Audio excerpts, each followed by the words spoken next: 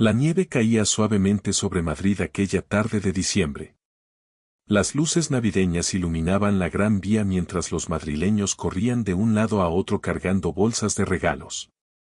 Yo observaba todo aquello desde la ventana de mi pequeño apartamento en Lavapiés, un estudio de 35 metros cuadrados que había sido mi hogar durante los últimos 3 años. Me llamo Eduardo Martínez, tengo 58 años, y esta Nochebuena marcaría un antes y un después en mi vida. Pero para entender lo que estaba a punto de hacer, debo retroceder 3 años, al momento en que mi mundo se derrumbó. Todo comenzó con una acusación. Mi nuera, Patricia, descubrió que faltaban 50.000 euros de la cuenta bancaria de mi difunta esposa, Carmen. El dinero había sido transferido a una cuenta que, según ella, yo había abierto en secreto. La confrontación ocurrió en el salón de la casa familiar en Pozuelo de Alarcón, la misma casa donde había criado a mis 2 hijos, Javier y Sofía. «Papá, ¿cómo pudiste?», gritaba Sofía, con lágrimas corriendo por sus mejillas. «Mamá ni siquiera llevaba 6 meses muerta y ya le robaste sus ahorros». Javier, mi hijo mayor, permanecía en silencio, con los brazos cruzados y la mandíbula tensa. Su silencio dolía más que los gritos. Habíamos sido inseparables. Él era arquitecto, yo le había pagado la universidad trabajando doble turno en la empresa de construcción. Pero ahora me miraba como si fuera un extraño. No fui yo, repetía una y otra vez. Alguien más tuvo que hacer esto. Yo nunca tocaría ese dinero. Era de vuestra madre. Pero las pruebas parecían irrefutables. Patricia, que trabajaba como abogada, presentó extractos bancarios, documentos con firmas que supuestamente eran mías, movimientos bancarios. Incluso había un testimonio de un empleado del banco que juraba haberme visto realizar la operación. Eduardo, dijo Patricia con voz fría y profesional, tenemos todas las pruebas. Puedes devolver el dinero voluntariamente, o podemos ir por la vía legal. Tú decides. Yo no tenía el dinero porque nunca lo había tomado. Mis ahorros apenas alcanzaban los 8.000 euros. Trabajaba como encargado de obra, había perdido parte de mis ingresos cuando la empresa redujo personal durante la crisis. Patricia lo sabía. Todos lo sabían. No tengo ese dinero porque no lo cogí, insistí, sintiendo como mi voz se quebraba. Soy vuestro padre. Llevamos juntos toda la vida. ¿De verdad creéis que sería capaz de algo así? La respuesta de Javier me destrozó, ya no sé qué creer, papá. 3 años habían pasado desde aquella tarde. Me habían expulsado de la casa familiar. Javier y Sofía habían dejado de hablarme. Mis llamadas quedaban sin responder. Los mensajes, sin leer. Las navidades anteriores las había pasado solo, comiendo lentejas de lata frente al televisor. Pero este año sería diferente. Sobre la mesa de mi pequeña cocina descansaba una carpeta marrón. Dentro había documentos, correos electrónicos impresos, extractos bancarios y fotografías. Había tardado 2 años en reunir todo aquello. 2 años de investigación privada pagada con cada euro que podía ahorrar. 2 años de seguir pistas, hablar con gente, revisar cada detalle de aquella transferencia. Y finalmente, había encontrado la verdad. Mi teléfono vibró. Era un mensaje de Sofía. El primero en 3 años. Mi corazón se aceleró mientras lo abría con manos temblorosas. Papá, celebramos la Nochebuena en casa de Javier mañana a las 20. Patricia dice que, bueno, que sería bueno que vinieras. Para los niños. No han conocido a su abuelo. Leí el mensaje varias veces. No había afecto en esas palabras. Solo obligación. Caridad. Probablemente Patricia había sugerido que me invitaran para aparentar que eran buenas personas, para que los niños no preguntaran por qué el abuelo nunca estaba presente. Miré nuevamente la carpeta marrón. Sonreí sin alegría. Respondí, allí estaré. Gracias, Sofía. Día siguiente, 24 de diciembre. Me levanté temprano. El cielo gris de Madrid amenazaba con más nieve. Pasé la mañana revisando cada documento de la carpeta, memorizando cada detalle. No podía permitirme errores. A las 6 de la tarde, me duché y me puse mi mejor traje, el mismo que había usado en el funeral de Carmen. Me miré al espejo. Había envejecido. Mi cabello, completamente gris ahora. Arrugas profundas alrededor de los ojos. Había perdido peso, el traje me quedaba holgado. Tomé la carpeta marrón, la metí en un maletín de cuero desgastado y salí hacia el metro. El viaje desde Lavapiés hasta Pozuelo de Alarcón duraba casi una hora. Mientras el vagón traqueteaba por los túneles, observaba a las familias que viajaban cargadas de regalos y comida. Niños excitados. Padres cansados pero sonrientes. Yo llevaba solo el maletín. Casa de Javier, 19:45. Llegué 15 minutos antes. La casa de Javier era impresionante, una construcción moderna de 2 plantas en una urbanización privada. Él mismo la había diseñado. Me había sentido tan orgulloso cuando me la enseñó por primera vez, años atrás. Ahora, parado frente a la puerta, me sentía como un intruso. Toqué el timbre. Escuché voces dentro, risas infantiles, música navideña. La puerta se abrió. Era Patricia. Eduardo, dijo con una sonrisa tensa. Llegas temprano. Siento la molestia, respondí. Puedo esperar fuera sí. No seas ridículo. Pasa. Hace frío. Entré. El interior olía a pavo asado y canela. El árbol de Navidad en el salón era enorme, decorado con luces blancas y adornos dorados. Debajo había montañas de regalos envueltos en papel brillante. 2 niños pequeños, un niño y una niña de unos 5 y 3 años, corrían por el salón. Mis nietos. A quienes nunca había abrazado. Niños, llamó Patricia. Venid a conocer a vuestro abuelo Eduardo. Se acercaron tímidamente. El niño se parecía a Javier de pequeño. Sentí un nudo en la garganta. Hola, dije arrodillándome. Yo soy vuestro abuelo. ¿Por qué nunca vienes a vernos?, preguntó la niña con inocencia devastadora. Patricia intervino rápidamente, el abuelo ha estado muy ocupado, cariño. Ide a jugar. Los niños se alejaron corriendo. Me incorporé. Patricia me observaba con expresión indescifrable. Gracias por invitarme, dije. Fue idea mía, respondió. Los niños merecen conocer a su familia. Toda su familia. Asentí. No mencionó el dinero. No mencionó lo que creían que había hecho. Solo una invitación fría y calculada. Javier apareció desde la cocina. Nos miramos durante un largo momento. Había engordado un poco, tenía algunas canas en las sienes. Pero seguía siendo mi hijo. Hola, papá, dijo finalmente. Javier. Un silencio incómodo se instaló entre nosotros. Sofía llegó poco después con su marido, Miguel. Me saludó con un beso en la mejilla, mecánico, sin emoción. Miguel estrechó mi mano educadamente. La cena transcurrió en una tensión apenas disimulada. Conversaciones forzadas sobre el tiempo, sobre los niños, sobre trivialidades. Yo apenas probé bocado. El maletín descansaba a mis pies. Después de la cena, todos se reunieron en el salón.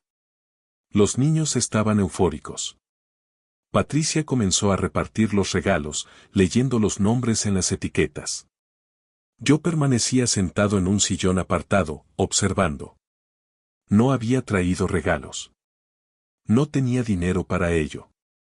Y además, ¿qué regalo podías dar a quienes creían que les habías robado?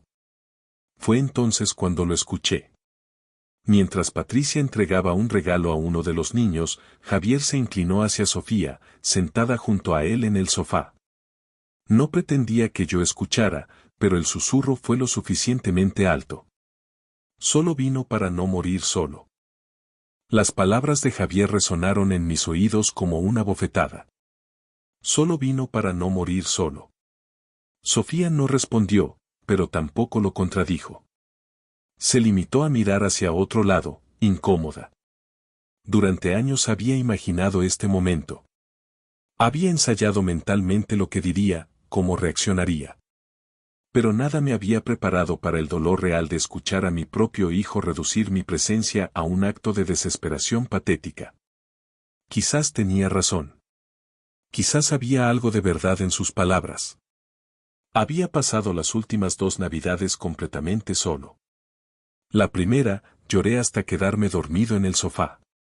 La segunda, ni siquiera encendí la televisión, solo me senté en la oscuridad, recordando tiempos mejores.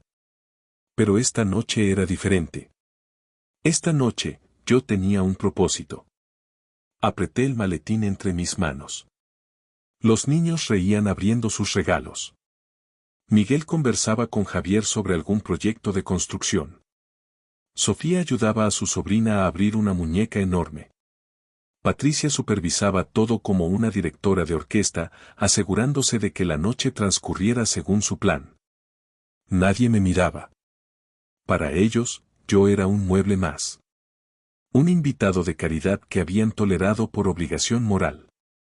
¿Quieres un café, Eduardo?, preguntó Patricia, con educación fría.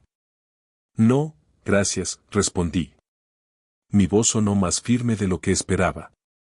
Pero me gustaría hablar con todos. Si me permitís unos minutos. Patricia intercambió una mirada con Javier. Pude ver la preocupación en sus ojos. Probablemente pensaban que iba a arruinar la noche, a montar una escena, a suplicar perdón o dinero. Papá, dijo Sofía con voz tensa, esta noche es para los niños. No es el momento de... Llevará solo unos minutos, la interrumpí, poniéndome de pie. Después podré irme, si así lo preferís. Pero necesito que escuchéis lo que tengo que decir. Javier suspiró. Está bien. 5 minutos. Patricia llevó a los niños al piso superior con la excusa de preparar sus camas. Cuando bajó, todos estaban sentados en el salón, mirándome con expresiones que oscilaban entre la impaciencia y la incomodidad. Me quedé de pie frente a ellos, el maletín en mis manos. Las luces del árbol de Navidad proyectaban sombras danzantes en las paredes. Hace 3 años, comencé, me acusasteis de robar 50.000 euros de la cuenta de vuestra madre. Me echasteis de casa. Dejasteis de hablarme. Me convertisteis en un fantasma para vuestros hijos, para mis nietos. Papá, por favor, intentó interrumpir Sofía. Dejadme terminar, dije con firmeza. Toda mi vida trabajé para esta familia. Doble turno durante 15 años para pagar la universidad de Javier. Cuidé de vuestra madre cuando enfermó, cada día durante 2 años. Nunca pedí nada a cambio. Solo quería veros felices. Y robaste el dinero de mamá, dijo Javier con dureza. Teníamos pruebas. Teníais documentos, corregí. Pero no teníais la verdad. Abrí el maletín y saqué la carpeta marrón. La coloqué sobre la mesa de centro. Durante 2 años contraté a un investigador privado. Me costó todos mis ahorros y tuve que hacer trabajos extra los fines de semana para pagarlo. Pero encontramos la verdad. Patricia se inclinó hacia adelante, su expresión de abogada activándose. ¿Qué verdad? Saqué el primer documento. Un extracto bancario. La cuenta a la que se transfirió el dinero fue abierta en mayo de 2020. Supuestamente por mí. Pero ese mes yo estaba en el hospital. ¿Lo recordáis? Tuve aquella neumonía. Estuve ingresado 3 semanas. Sofía frunció el ceño. Eso no prueba nada. Podrías haber pedido a alguien que... El banco tiene registros de videovigilancia, la interrumpí, sacando varias fotografías. El investigador las consiguió legalmente mediante una orden judicial. Aquí está la persona que abrió la cuenta haciéndose pasar por mí. Coloqué las fotografías sobre la mesa. Eran capturas de las cámaras de seguridad del banco. La calidad no era perfecta, pero la persona era claramente identificable. Patricia palideció. Las fotografías mostraban a su hermano, Roberto. El silencio que siguió fue ensordecedor. Javier cogió una de las fotografías, acercándola a la luz. Sofía tenía la boca abierta. Miguel parecía confundido. Pero fue Patricia quien reaccionó primero. Esto es imposible, dijo, pero su voz carecía de convicción. Roberto no haría, él no. Hay más, continué, manteniendo la calma a pesar de que mi corazón latía desbocado. Saqué otro documento. Este es el registro de llamadas del móvil de vuestra madre durante los meses previos a su muerte. Roberto la llamaba 3, 4 veces por semana. Nunca me lo mencionó. ¿Por qué? Porque estaba ayudándola con asuntos legales, respondió Patricia automáticamente. Mamá tenía preguntas sobre el testamento y... Roberto no es abogado, Patricia. Es asesor financiero. ¿Y sabéis dónde trabajaba hace 3 años? Saqué otra página. En una consultora que fue investigada por fraude bancario. Fue despedido 2 meses antes de que desapareciera el dinero de Carmen. Estaba desesperado económicamente. Javier se puso de pie bruscamente. ¿Por qué no nos dijiste nada de esto hace 3 años? Intenté decíroslo, respondí, sintiendo la frustración acumulada durante años. Intenté explicaros que no había sido yo. Pero estabais tan convencidos, tan seguros con vuestras pruebas. Las pruebas que yo presenté, murmuró Patricia, casi para sí misma. Su rostro había perdido todo el color. Dios mío. Las pruebas que Roberto me dio. Patricia se hundió en el sofá, llevándose las manos a la cara. Javier la miraba con expresión de shock. Patricia, dijo lentamente, ¿qué quieres decir? Ella tardó un momento en responder, su voz amortiguada por sus manos. Roberto vino a verme una semana después del funeral de Carmen. Dijo que había descubierto algo terrible. Me mostró los extractos bancarios, los documentos de la cuenta. Me dijo que lo había descubierto por casualidad, que estaba ayudando a revisar las finanzas de Eduardo para los impuestos de herencia. Parecía destrozado. Dijo que no quería creerlo, pero que las pruebas eran irrefutables. Y tú le creíste, dije sin rencor. Solo tristeza. Confiaste en tu hermano. Es mi hermano, susurró ella. ¿Por qué iba a mentirme? Saqué el último documento de la carpeta. Este me había costado más conseguir.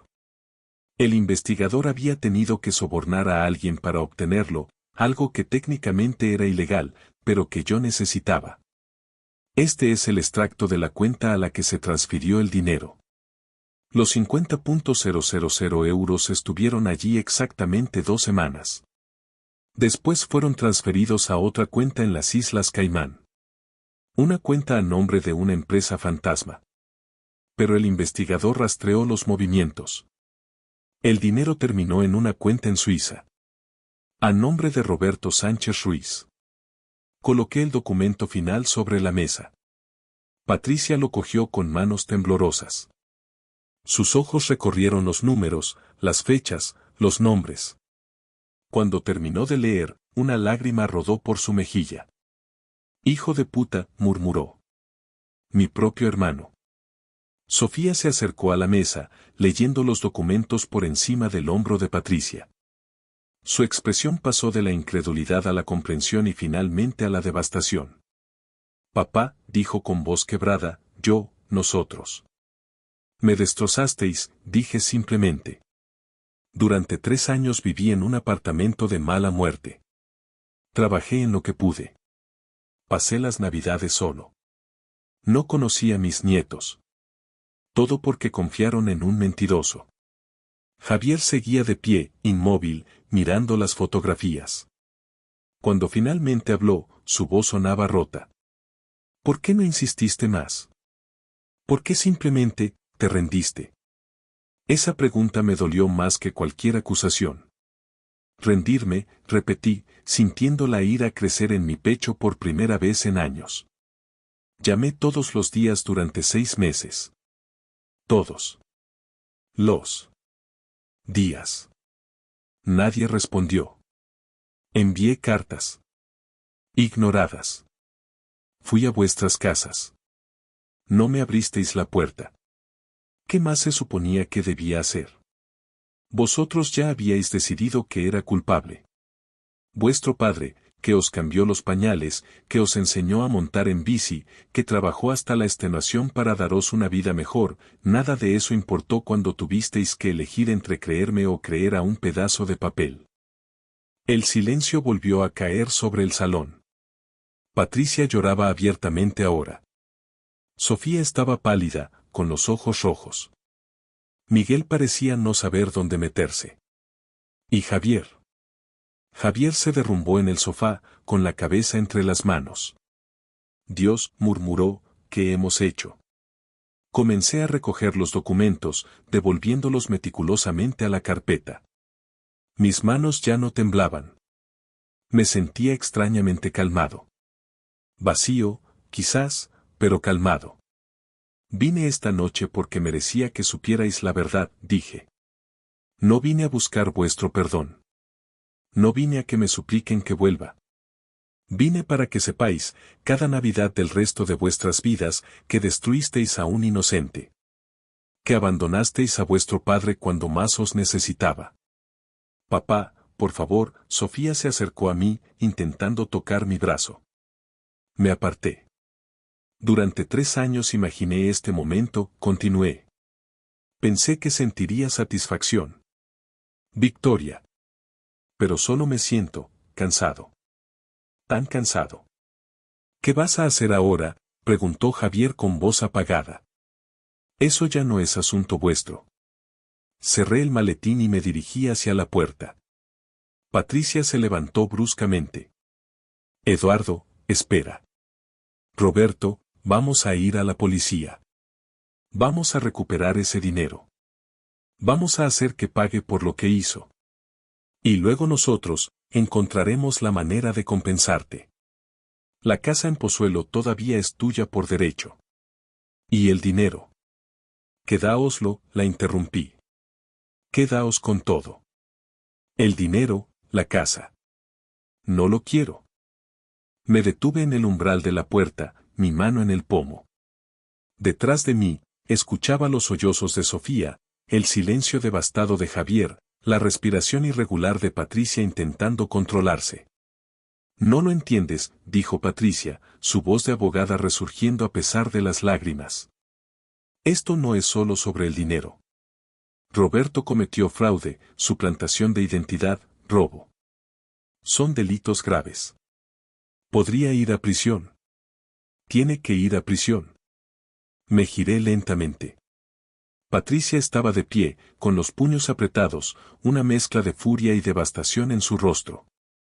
Durante 3 años había sido mi principal acusadora, la que presentó las pruebas, la que convenció a mis hijos de mi culpabilidad.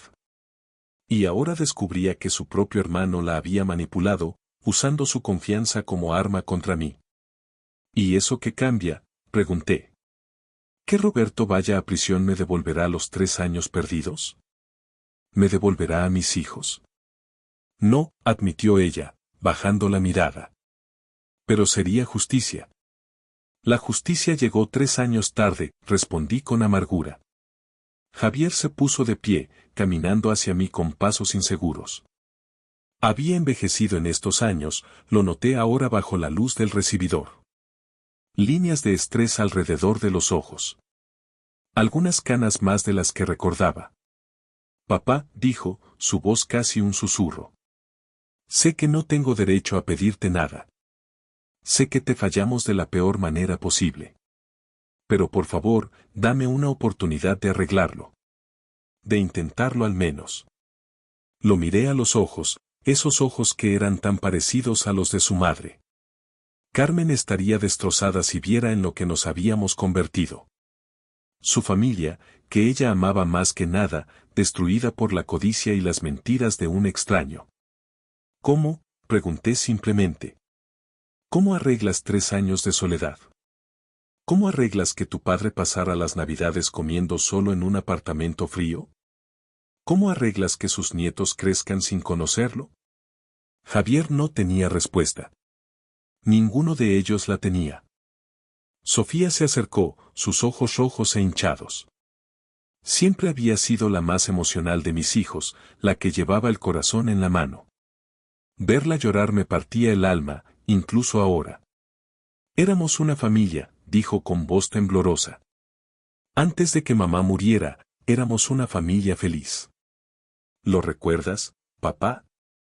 Las cenas de los domingos, las vacaciones en la playa, las Navidades todos juntos. Claro que lo recuerdo, respondí, sintiendo mi propia voz quebrarse. Por eso dolió tanto. Porque pensé que nada podría romper eso. Pero me equivoqué. Bastó una acusación para que todo se derrumbara. Teníamos pruebas, protestó Sofía débilmente. Pensábamos que eran reales. Teníais pruebas, pero no teníais fe en mí, la corregí. Esa es la diferencia. Una familia de verdad habría dicho, hay algo que no encaja aquí. Nuestro padre no haría esto. Pero vosotros ni siquiera dudasteis. En el momento en que Patricia presentó esos papeles, ya estaba condenado. Miguel, que había permanecido callado hasta ahora, habló por primera vez. Tiene razón, dijo en voz baja. Recuerdo esa noche, Sofía. Te dije que quizás deberíamos investigar más, darle el beneficio de la duda. Pero estabas tan segura. Sofía se giró hacia su marido. ¿Ahora me echas la culpa a mí? No te echo la culpa, respondió Miguel con calma. Solo digo que Eduardo tiene razón. Nos dejamos llevar por las emociones, por la rabia de perder a Carmen, por la aparente evidencia. No pensamos con claridad. Patricia intervino, recuperando algo de su compostura profesional. Eduardo, sé que estás herido. Tienes todo el derecho de estarlo. Pero piensa en los niños. Tus nietos. Ellos no tienen culpa de nada. Merecen conocer a su abuelo.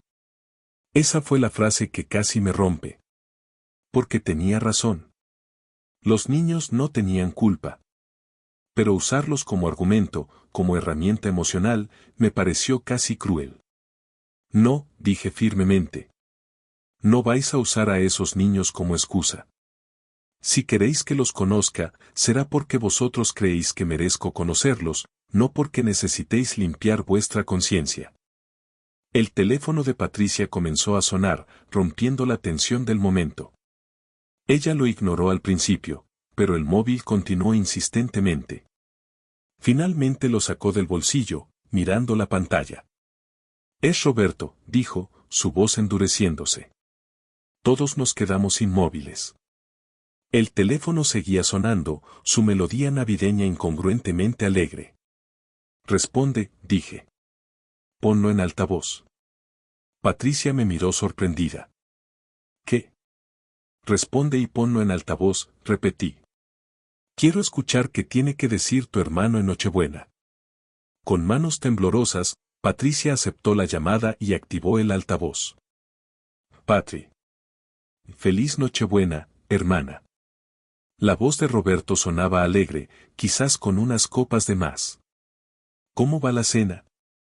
Siento no poder estar ahí, pero ya sabes, el trabajo me tiene atrapado en Londres. ¿Están todos bien? ¿Los niños? Javier. Patricia intentó hablar, pero no le salían las palabras. Javier la había cerrado con tanta fuerza que sus nudillos estaban blancos. ¿Patri? ¿Estás ahí? Cogí el teléfono de las manos de Patricia. Javier me miró sorprendido, pero no me detuvo. Hola, Roberto, dije con voz calmada.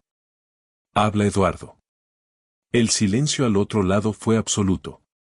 Podía escuchar su respiración, que de repente se había vuelto irregular. Eduardo, dijo finalmente, su voz había perdido toda la alegría.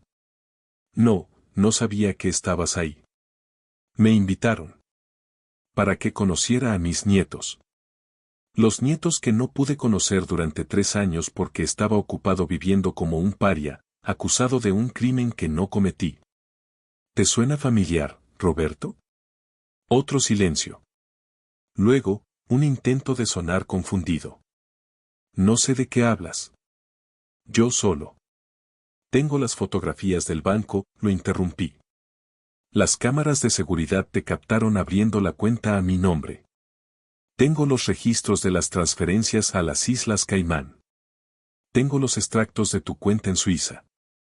El sonido que emitió Roberto fue como el de un animal acorralado. Un jadeo ahogado. Eso es imposible. Esas cuentas son confidenciales. No puedes. Pero las tengo, dije simplemente. Y tu hermana las está viendo ahora mismo. Igual que Javier y Sofía. Durante un largo momento, solo se escuchó la respiración errática de Roberto a través del altavoz. Patricia tenía lágrimas corriendo por sus mejillas. Javier miraba el teléfono como si fuera una serpiente venenosa. Roberto, dijo Patricia con voz quebrada. Dime que no es verdad. Por favor. Dime que hay una explicación. La risa que soltó Roberto fue amarga, derrotada. ¿Una explicación? ¿Quieres una explicación, Patri? Estaba arruinado. Me habían despedido, debía dinero a gente peligrosa.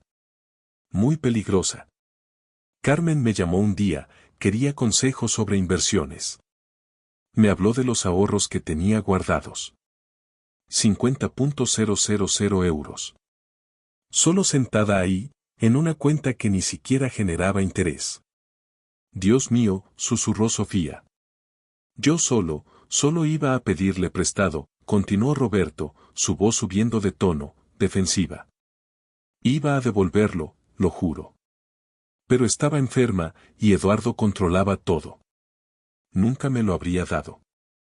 Así que pensé que si lo tomaba y lo devolvía antes de que alguien se diera cuenta. Pero no lo devolviste, dije. Te lo quedaste. Y cuando sospechaste que podrían descubrirlo, me culpaste a mí. Tenía que hacerlo, gritó Roberto. La gente a la que debía dinero me habría matado. ¿Entiendes? Matado. Tú solo habrías pasado un mal momento. Pensé que Patricia podría arreglarlo, que tal vez te dejarían devolver el dinero en cuotas o algo así. No pensé que... No pensaste que destruirías una familia, terminó Javier con voz helada. No pensaste que un padre perdería a sus hijos. Que unos niños crecerían sin su abuelo. Lo siento, dijo Roberto, y por primera vez sonaba genuinamente arrepentido. Patri, lo siento muchísimo. Javier, Sofía. Eduardo. Fue un error terrible. Estaba desesperado y... ¿Dónde está el dinero?, preguntó Patricia bruscamente. Yo, lo gasté. Las deudas, y luego el apartamento en Londres, las inversiones que salieron mal. ¿Gastaste 50.000 euros en 3 años? Patri, por favor, tienes que entenderlo. Que entienda que, gritó Patricia, arrebatándome el teléfono. ¿Que mi hermano es un ladrón? ¿Un mentiroso? ¿Que usó mi confianza para destruir a un hombre inocente? Eres un maldito cobarde, Roberto. Patri, espera, podemos solucionarlo. Puedo vender el apartamento, devolver algo del dinero. Voy a llamar a la policía, dijo Patricia con voz fría como el hielo. Voy a darles cada prueba que Eduardo ha reunido. Y voy a testificar contra ti. Mi propio hermano. No puedes. Soy tu hermano. Somos familia. Familia, repitió Patricia con una risa amarga. Eduardo era familia. Y lo tratamos como basura por tu culpa. Mereces todo lo que te pase. Colgó el teléfono. Luego, para mi sorpresa, lo arrojó contra la pared con tanta fuerza que se hizo pedazos. Los restos del teléfono de Patricia yacían esparcidos por el suelo. Nadie se movió para recogerlos. El ambiente en el salón había cambiado completamente. Ya no era incomodidad o tensión, era un dolor crudo y compartido. Patricia se dejó caer en el sofá, con el rostro entre las manos. Sus hombros temblaban con sollozos silenciosos. Javier permaneció de pie, mirando por la ventana hacia la oscuridad de la noche. Sofía se había sentado en el suelo, abrazando sus rodillas. Miguel, incómodo, no sabía si quedarse o irse. Yo permanecí junto a la puerta, el maletín aún en mi mano.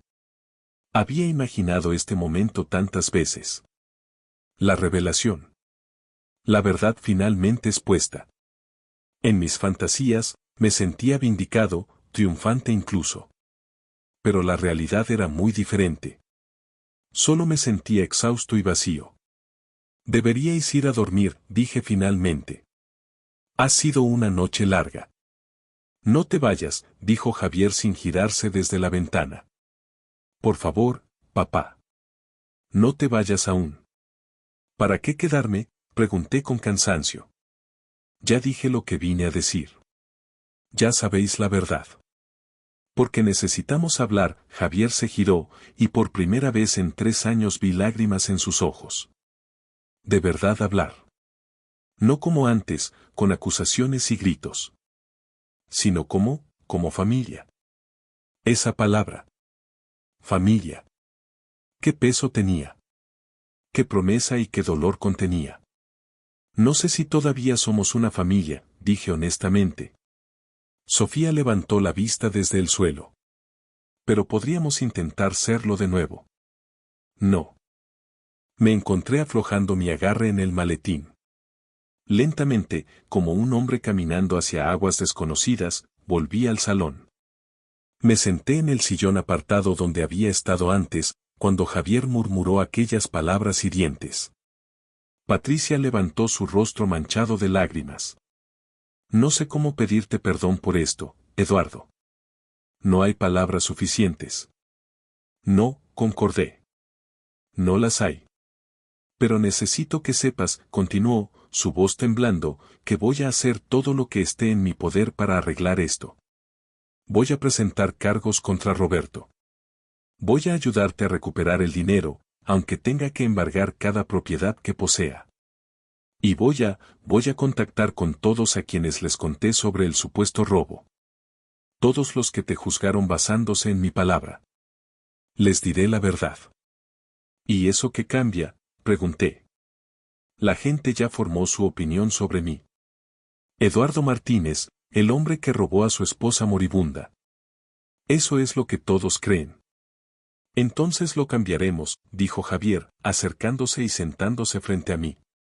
Lucharemos por tu reputación tan duramente como deberíamos haber luchado por ti hace 3 años. Lo miré a los ojos. ¿Por qué, Javier? ¿Por qué ahora sí me crees? Se tomó un momento antes de responder, eligiendo sus palabras cuidadosamente.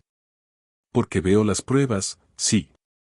Pero también porque en algún lugar profundo de mi corazón, siempre supe que algo no encajaba. Intentaba ignorarlo, decirme que las pruebas eran irrefutables. Pero te conocía, papá. Te conocí toda mi vida. Y el hombre que me crió, que me enseñó a ser honesto, que trabajó hasta destrozarse por darme una educación, ese hombre nunca habría robado. Lo sabía. Pero era más fácil creer las mentiras que admitir que quizás estaba equivocado. Sus palabras eran honestas, dolorosamente honestas. Y aprecié esa honestidad, incluso cuando dolía. Tuve miedo, admitió Sofía desde el suelo. Después de que mamá muriera, tuve tanto miedo. Miedo de perderlo todo, de no poder mantener a mi familia, de que los ahorros desaparecieran. Y cuando Patricia dijo que habías tomado el dinero, toda esa rabia y miedo encontró un objetivo. Fue más fácil estar enojada contigo que enfrentar el dolor de haber perdido a mamá.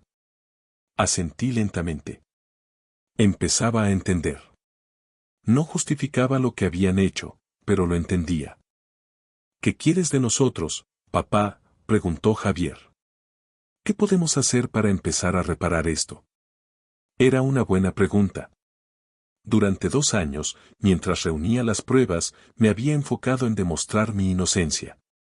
Pero nunca pensé en qué vendría después. ¿Qué quería realmente? Quiero conocer a mis nietos, dije finalmente. No como un extraño que apareció una noche, sino como su abuelo. Quiero que sepan quién soy realmente. Lo harán, prometió Javier. Te lo prometo.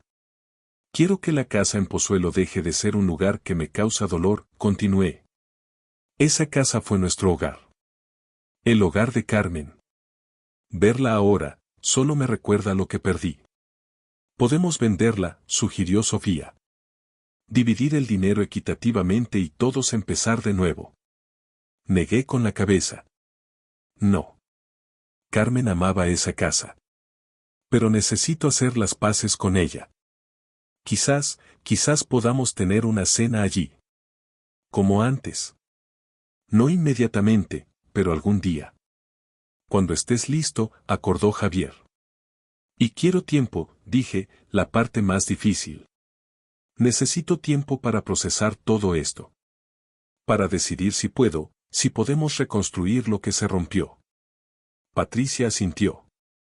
Todo el tiempo que necesites.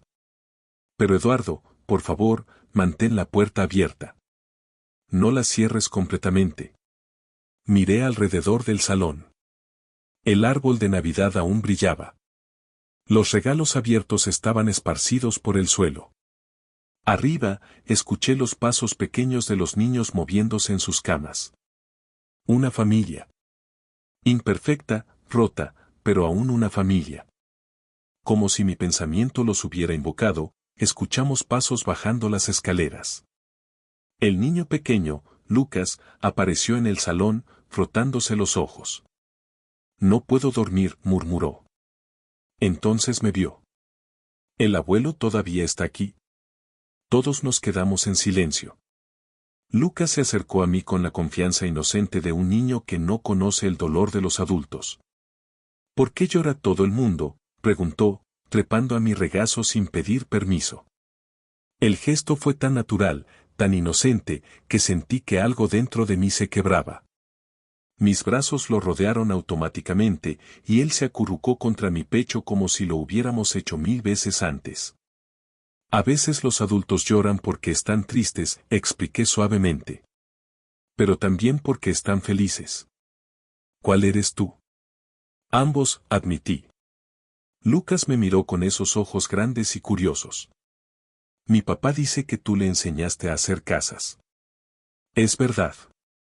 Miré a Javier, sorprendido. Él asintió con una pequeña sonrisa. Sí, dije. Cuando era pequeño, construíamos cosas juntos. Casas de madera, castillos de arena. Le encantaba crear. ¿Me enseñarías a mí también?, preguntó Lucas. Esa simple pregunta, hecha con la esperanza pura de un niño, hizo algo que 3 años de dolor no habían logrado. Me hizo creer que quizás, solo quizás, había algo que rescatar de todo esto. Me encantaría, respondí, mi voz quebrándose ligeramente. Patricia llevó a Lucas de vuelta a la cama, pero el momento había cambiado algo fundamental en la habitación. Una pequeña grieta en el muro que había construido alrededor de mi corazón. Es tarde, dijo Miguel, mirando su reloj. Son casi las 2 de la madrugada. Quédate, dijo Javier, mirándome. Quédate aquí esta noche. Tenemos habitaciones de sobra. Mi primer instinto fue rechazar la oferta. Pero luego pensé en mi apartamento frío y vacío en Lavapiés. En pasar otra noche solo después de una nochebuena emocionalmente agotadora. De acuerdo, dije finalmente. Me quedaré.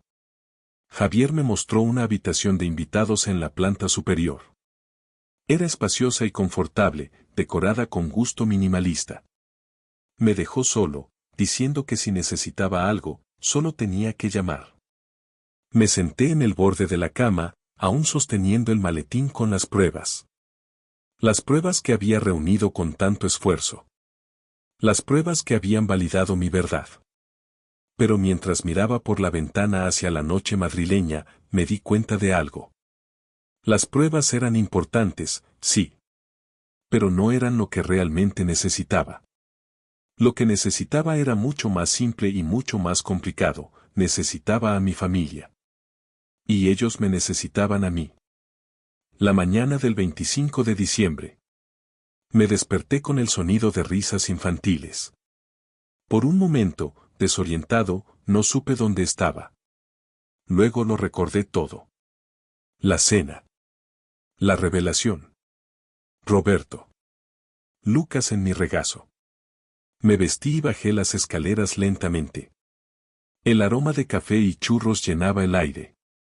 En la cocina, Javier preparaba el desayuno mientras Patricia vigilaba a los niños que jugaban en el salón. Sofía y Miguel llegaron poco después, trayendo más comida. Buenos días, papá, dijo Javier cuando me vio. No había incomodidad en su voz, solo una calidez cautelosa. Buenos días. Desayunamos juntos, una comida extrañamente normal después de la noche intensa. Los niños parloteaban sobre los regalos. Lucas me preguntó 3 veces si de verdad le enseñaría a construir cosas. Cada vez le dije que sí. Después del desayuno, Patricia me pidió hablar en privado. Fuimos a la terraza, donde el aire frío de diciembre despejaba la cabeza. He estado pensando toda la noche, comenzó. Sobre Roberto, sobre lo que hizo. Y sobre mi responsabilidad en todo esto. No eres responsable de las acciones de tu hermano, dije. No, pero soy responsable de las mías, replicó firmemente. Fui yo quien presentó las pruebas. Yo quien convenció a Javier y Sofía. Yo quien actuó como fiscal, juez y jurado. Nunca te di el beneficio de la duda. Y como abogada, debería haber sabido que algo no cuadraba. Las pruebas eran demasiado perfectas, demasiado convenientes. Confiaste en tu hermano, dije. Eso es natural. Confié más en mi hermano que en el padre de mi marido. El hombre que nos acogió como familia. Negó con la cabeza. Eso no es justificable. Guardé silencio. Tenía razón. Voy a dedicar los próximos meses a esto, continuó. A limpiar tu nombre completamente. Contactaré con cada persona que sepa sobre las acusaciones. Publicaré rectificaciones si es necesario. Y voy a asegurarme de que Roberto enfrente consecuencias legales completas. Aunque sea tu hermano. Especialmente porque es mi hermano, respondió con determinación. No puedo cambiar lo que ya hice. Pero puedo asegurarme de hacer lo correcto de ahora en adelante. Esa tarde, todos nos reunimos en el salón nuevamente. Esta vez sin tensión, sin acusaciones. Solo una familia tratando de encontrar un camino hacia adelante. Papá, comenzó Javier, sé que dijiste que necesitas tiempo. Y lo respetamos. Pero antes de que te vayas, necesito saber, ¿hay alguna posibilidad? ¿De que podamos ser una familia otra vez? Miré a cada uno de ellos. Javier, mi hijo mayor, el arquitecto exitoso que se parecía tanto a mí. Sofía, mi hija, que tenía la sonrisa de su madre. Patricia, quien a pesar de todo quería hacer lo correcto. Los niños, jugando inocentemente en el suelo. No sé si podemos volver a ser lo que éramos, dije honestamente. Esa familia murió hace 3 años. Pero quizás podamos construir algo nuevo. Algo diferente, pero real. ¿Cómo empezamos?, preguntó Sofía. Lentamente, respondí. Con honestidad. Sin expectativas imposibles. Quizás una cena al mes. Llamadas telefónicas. Tiempo con los niños. Pequeños pasos. Pequeños pasos, repitió Javier, asintiendo. Podemos hacer eso. Y necesito que entendáis algo, continué. Perdonar no significa olvidar. No sé si alguna vez podré olvidar el dolor de estos 3 años. Pero estoy dispuesto a intentar seguir adelante. Si vosotros también lo estáis. Lo estamos, dijeron todos casi al unísono. 6 meses después. La primavera había llegado a Madrid. Los cerezos del Retiro estaban en flor y la ciudad vibraba con vida nueva. Yo caminaba por el parque con Lucas de una mano y su hermana Emma de la otra. Javier caminaba junto a nosotros, sonriendo mientras Lucas parloteaba sobre el proyecto de madera que estábamos construyendo juntos. Las cenas mensuales se habían convertido en semanales. Lentamente, cautelosamente, estábamos reconstruyendo puentes. No era fácil. Había momentos de tensión, recuerdos dolorosos que surgían inesperadamente. Pero estábamos intentándolo. Roberto enfrentaba cargos criminales. Patricia, fiel a su palabra, había presentado todas las pruebas a la policía. El proceso sería largo, pero ella estaba determinada a verlo hasta el final. Mi apartamento en Lavapiés ya no se sentía tan vacío. Los fines de semana, los niños venían a visitarme. Sofía había ayudado a decorarlo, añadiendo toques cálidos que lo convertían en un hogar real. La casa en Pozuelo permanecía tal como estaba. Ninguno de nosotros estaba listo para venderla o volver allí. Quizás algún día. O quizás no. Algunas heridas necesitan más tiempo. Abuelo, dijo Lucas, tirando de mi mano, mira, un pájaro. Me arrodillé junto a él, señalando al petirrojo que saltaba por el césped. Emma aplaudió encantada. Javier tomó una foto con su teléfono. Para el álbum familiar, dijo, mostrándome la imagen. Los tres juntos, sonriendo bajo los cerezos en flor. Una familia. No la que teníamos antes. No perfecta ni sin cicatrices. Pero real. Y quizás eso era suficiente.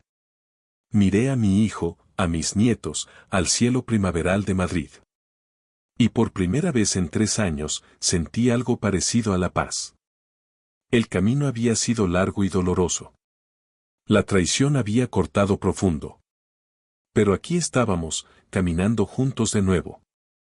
No porque el pasado hubiera sido borrado, sino porque habíamos elegido, día tras día, construir un futuro. Pequeños pasos. Eso habíamos acordado.